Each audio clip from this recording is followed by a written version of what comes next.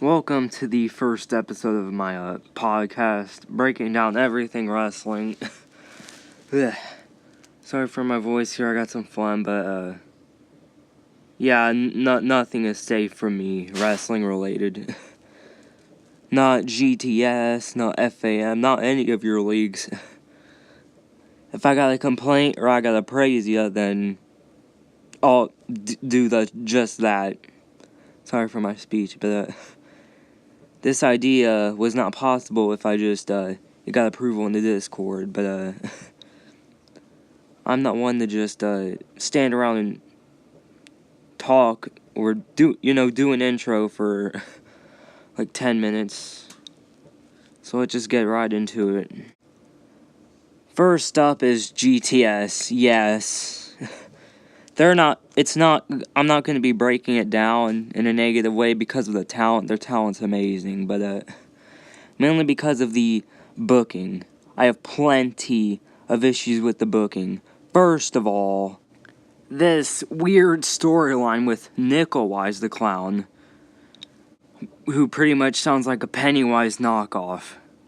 And not only that, however, you had him working with the Dean Ambrose ripoff, who's against him now, but still unforgivable. And just simply the unoriginality. The fact that he pretty much probably ran out of ideas. All I can really do is put up masked men. Let me list some examples for you. You had the Red Van Dam storyline. But seriously, the freaking name. Red Van Dam. And then you got Giant Leather, who, as much as I love him, he was a mask guy too, as the general manager. More mask guys. Stop. Oh yeah, and I forgot to mention the god-awful Shadow Creature. But that's not the only problem with GTS. We have briefcases being stolen every single time. That just devalues them. Briefcases are irrelevant, and apparently so are masked men here, because thievery and masked men as well are just overused. They're dull, and your product's just bad in the year of 2018. That's all I have to say about this. You still got great talent. Jake Cage, Pete Corvus, Tommy Salami, Hollywood Hooligan, Kurt Bale, etc. But I'm pretty good with the talent. But it's just the booking. Like, what are you doing? I know it's an audience for kids, but at least them have some originality, dude. Jesus. Yeah, you butthurt GTS fans can spam me with eat it, yeah, all you want, but that's not going to affect my opinion. Sorry.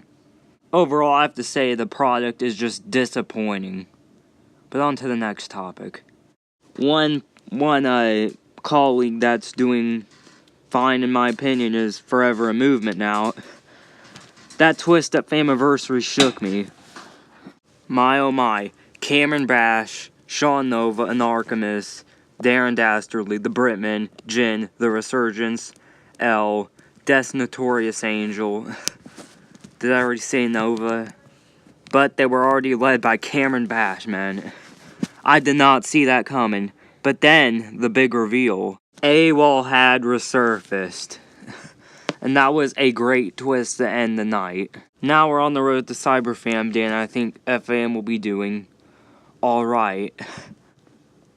Now, they have plenty of big matches, such as, well, we have the much intriguing Mega Gauntlet match where the winner receives a future World Championship match. They're also having Bash versus Rannick in the 30-minute Iron Man match. But there's a stipulation along with it. No DQ for Bash gives him the advantage. No DQ for Rannick gives him the advantage. If they both get it, they both have an advantage of sorts. But here's how I think this match will go.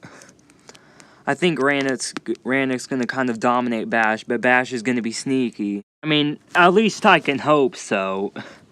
Because, please, do not crown Rannick champion. Bash is now just... He's making his championship reign better. He's such a good heel. I want to see more of him as a champion. He's been a champion for a year, and he's going to lose it to Rannick? Nah. Something's going to happen. I have a gut feeling. And now it's the main event for FaMDay. Bad Wolf versus Merc against Black Heron. And the Red Bull addict himself, Ron Buster. Now, I don't have much issues with the match, but I feel it may be a little too predictable because I already know Rom or Merc are winning. Merc, I'll just have to explain here. Rom just seems like the liable option. However, BH and Bad Bull, I think, really may not fit as general managers because they already having heat with each other. But Rom could win, retain his power because it's a fatal four-way and he can just sneak in at any time. But Merc can win.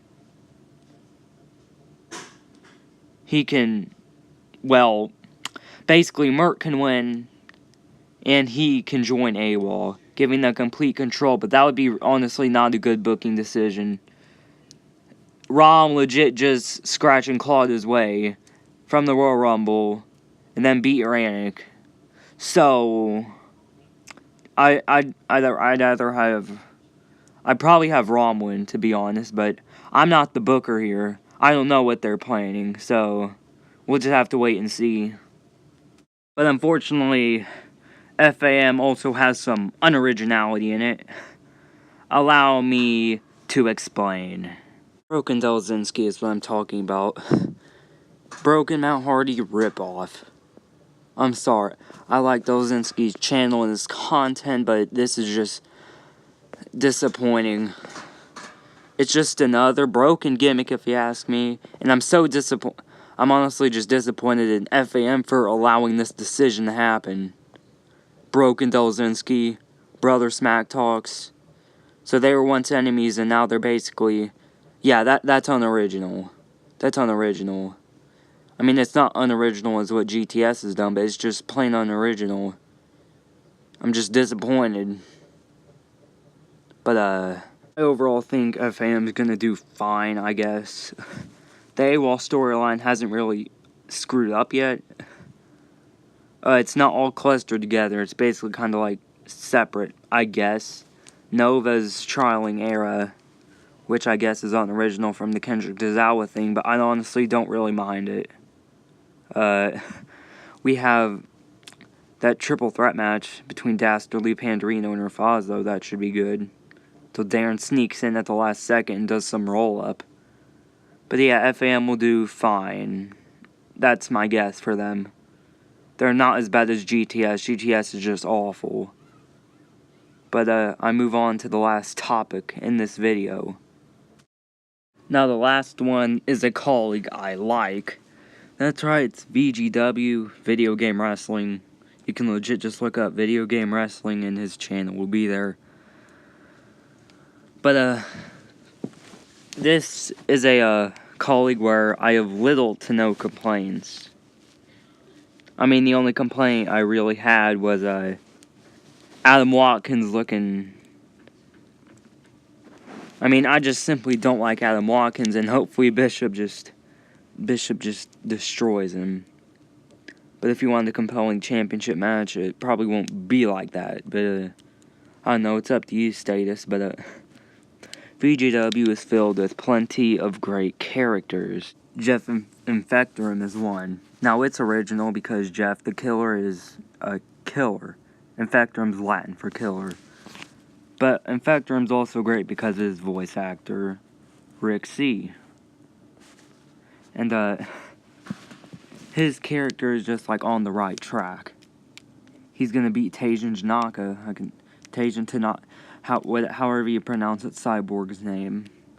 At the VGW 20, and I feel confident in that. But Infectorum isn't the only great character that got me on board with VGW. You have Wendy Torres. She didn't really... I mean, I didn't really notice her this season, but hopefully next season works out better. Yeah, Loadzonia, which a ship turned into a tag team actually worked. This is built up since Amazonia had some secrets, and now we know what that is for sure. Yeah, they were pretty noticeable. They beat the Queens, so that's good. We all love that. Don't mind the notification up there. But yeah, they were pretty noticeable. I see good things for them in 2K19 as well. Yeah, Quen, too, Status's brother, I think. And, he's great. I mean, look at his shirt. The Hoax Loser Loud. His feud with Lincoln is great. It's a gift of God.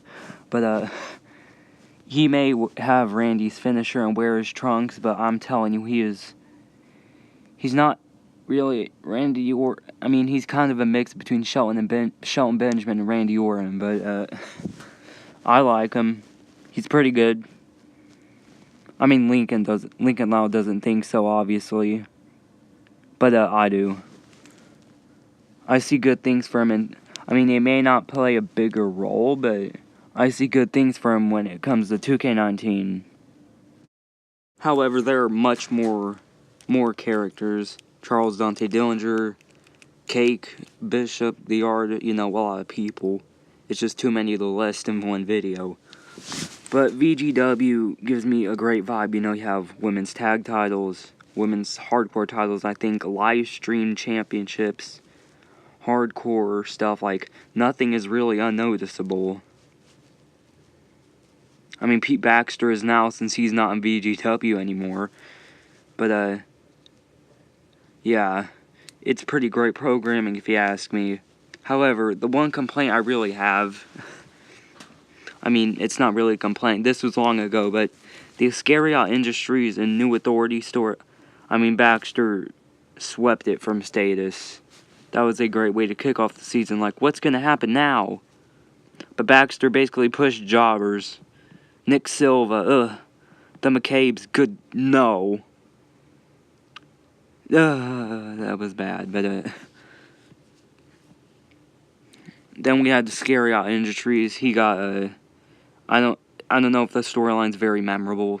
He got Boom and Sheamus as tag champs, Bishop as VGW champs, and then we could have taken the stable seriously.